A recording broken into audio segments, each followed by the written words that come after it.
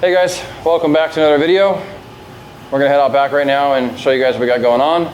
Just wanted to kind of let you guys know that the way I've been kind of doing these videos has been the first 2 days of the week, put out a video, the last 2 days of the week, put out a video. So what you're seeing in today's video is literally 2 days of all of us out in the shop, just absolutely killing it. So just want to take you guys out there now, show you what we got going on. As you can see, I'm dirty, been working on the dually. So let's go out there and check it out.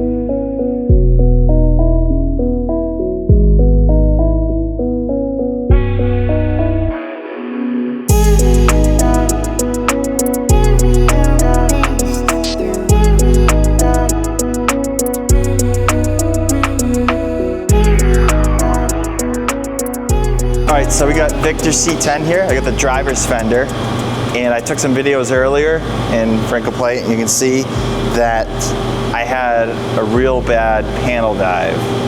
I guess you call it panel dive. Basically, the fender did not meet the door. So,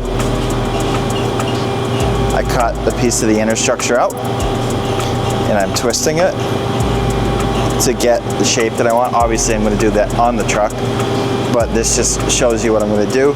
Once I get it twisted, so we are panel to panel, the door and the fender meet are in the same plane, I will weld back up the spot welds that I drilled out, and I did some relief cuts here on the edge.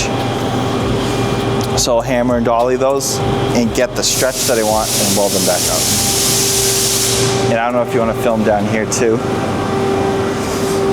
This is where the bottom of the fender bolts up, and there's 2 bolts here that hold up, and there's quite a few pieces of sheet metal that all come together here.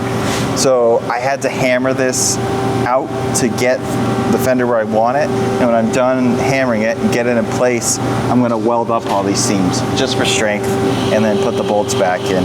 And the eyelet where the bolt goes is really oblong because it wasn't close, so I'm going to take a big thick washer and weld that in there too to give me some support when I put that bolt back in.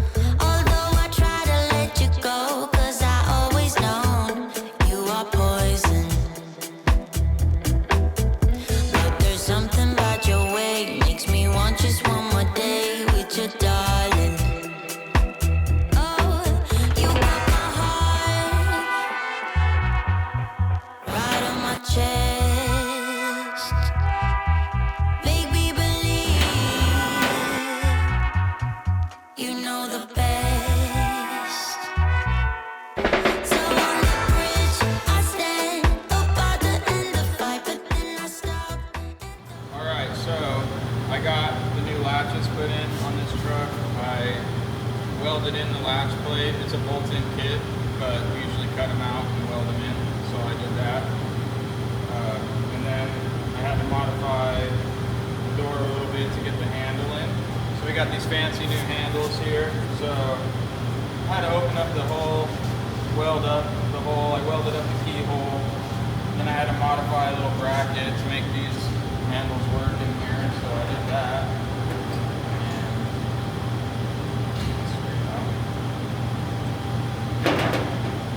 Got those fit up all nice. So now I got to do the other side.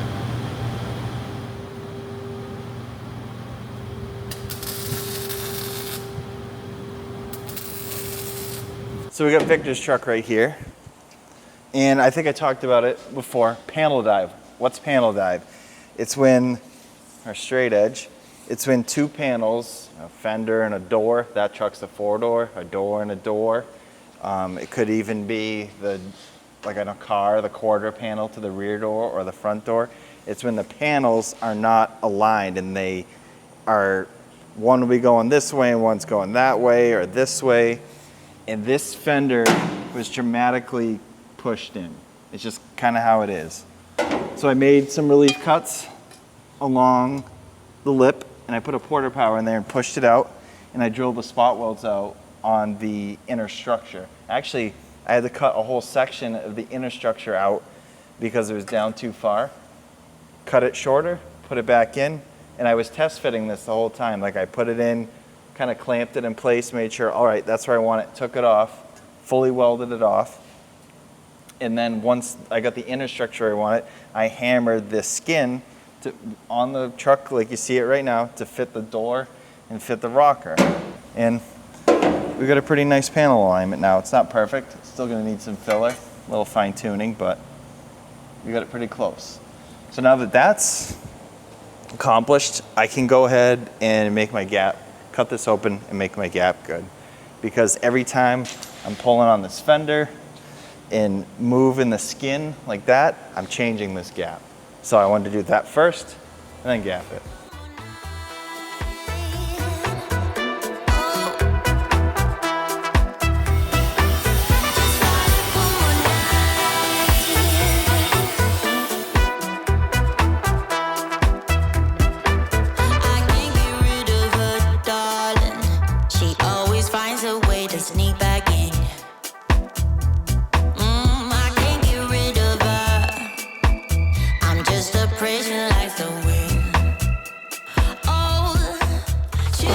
Alright, so I'm gonna get this other latch plate welded in. I'm just gonna use the old one as a template since it's already bolted on, but I have a brand new one that's not all rusty, but it's the same exact thing. So I'm just gonna trace that out.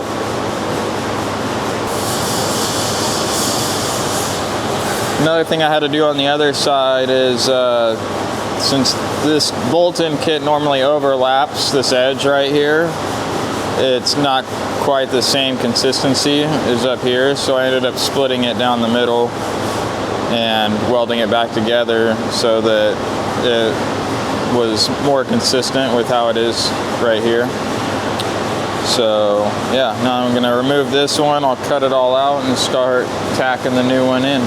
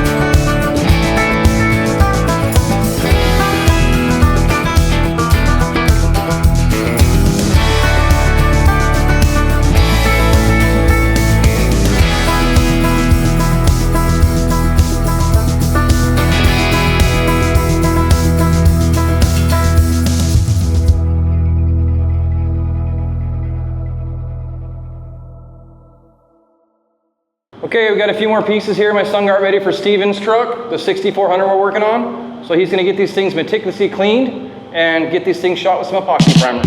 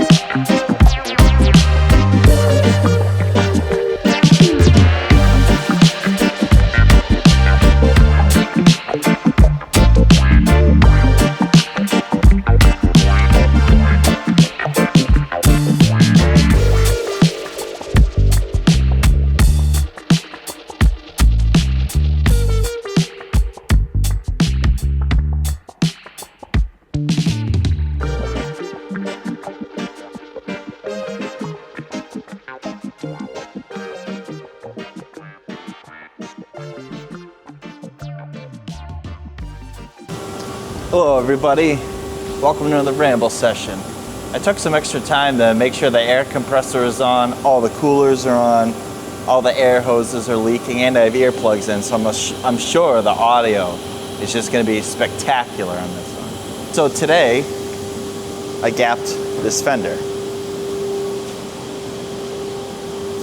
I took a 3/16 gap tool, measuring tool, whatever, marked 3/16 with my metal rod, cut the whole fender all the way down, and it actually cut the skin completely loose. So, skin's completely loose, I can manipulate it, move it around. I think I showed in the other video, this body line was really off, so I cut it, put a piece of metal rod in there to create a new line, and I hammered and dollied the metal all around to get the shape back in. So yeah, and factory-wise, this is kind of like a big low spot in here. When I take my straight edge, was putting it on, I had a big low in here, which when I go to body work, that's gonna be a lot of filler, and there's a convex curve right here. So that could change that radius. So I don't want a lot, we don't want a lot of filler anyway. The less filler, the better. But with this cut, with the relief cuts in here, attacking that, I was able to twist the fender around and move it. And I know that the skin's still off, but when I clamp that in place where I want it, I got a nice straight panel. There goes the air compressor. That's some great audio there, folks. So now what I'm gonna do is slowly and methodically weld this solid from both sides. From this side, I'm gonna take the fender off and weld the inner structure to this rod too. So it'll be one giant weld, it'll be nice and clean. And when I say slow and methodical, I'll tack it.